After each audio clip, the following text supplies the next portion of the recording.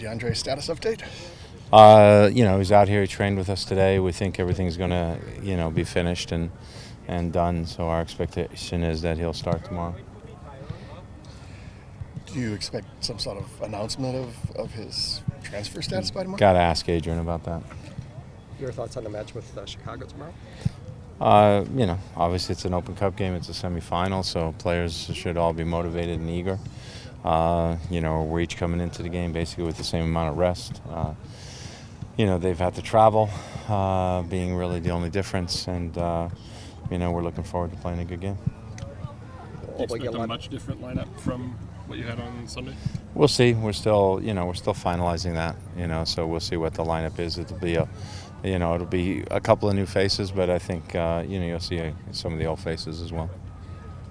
Given that Oba has the red card for the next matchup, is he going to play tomorrow quite a bit? We'll see. Again, we'll make that determination. You put in a hard 90 minutes on Sunday, and he'll be in the squad for sure. I had a couple guys making injury. They've been out from injuries, made a return on Sunday. Will you limit those guys on Wednesday, kind of easing them back into the lineup?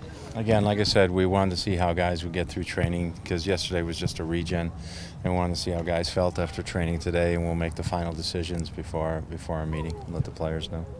With the way that Chad Barrett's been coming in off the bench and kind of upping the level of intensity on the field, does that make you is that kind of what you see him doing down the road for you? Well, I think when he's a sub for us, I think he brings a good spark onto the field, and so we just got to see what the right role is for him on this game, and that, again, like I said, that's going to depend how we think guys came through training today, how they feel. Some guys trained and went in early. We wanted to, make sure they got the work that they needed, so we have as many bodies to choose from for tomorrow as possible. With Marcus back in the 18 over the weekend, does the tournament return to him again? Again, that's a determination that we're in the process of making. It's tough because he missed a few weeks of training. I thought Fry had a good game on Sunday night. So myself and Tommy will discuss that and we'll figure that one out. I'm not giving you guys a lot of answers on that. It's a lot of we'll see. Here's an essay one instead of information. With the historic success of both Sounders and Chicago in this tournament, how much do you think is that simply taking it more seriously than other teams?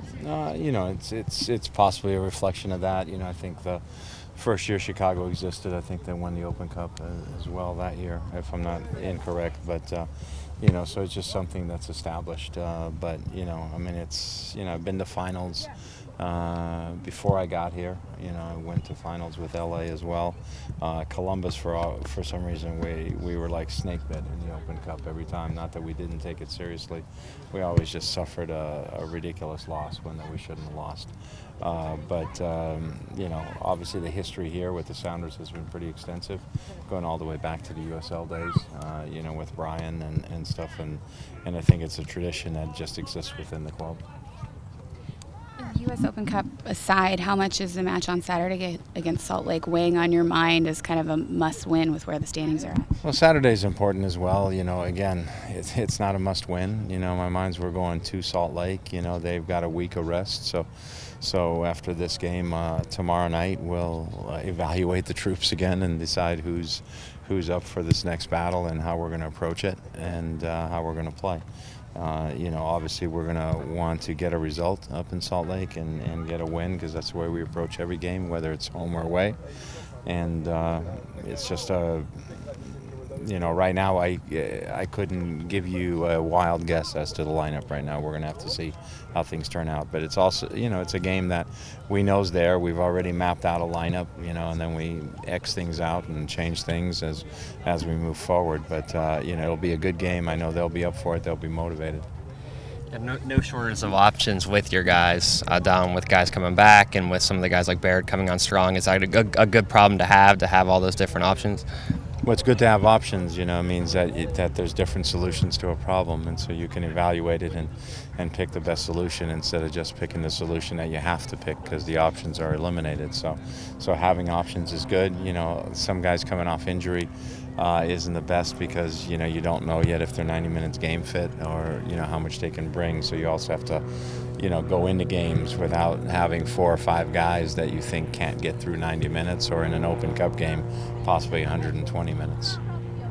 Writing a bit about Brian Schmetzer's place in the Sounders' history. What kind of impact has he had on this team from your perspective?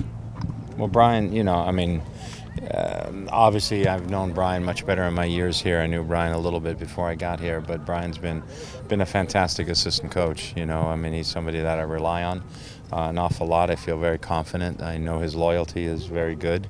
We discuss, everything as we go into games and so forth. I've also, when you get older, you let the assistants do a little bit more at training at times. And he's been great because he's very comfortable in that role. And, we discuss practice beforehand, and a lot of times he's the one to implement it on the field. But, I think his role in Sounders history is tremendous because of the fact that he played here, that he coached here when they were a USL team, that he played for them as a USL team as well, and now that he's involved with the MLS team. So he's the guy who's sort of complete, who's done all facets of the job for a long time in Seattle, and he's definitely a Seattle native. And, I know he's proud of his accomplishments, but I think the entire community needs to be proud of what he's accomplished. Thank you. Thank you.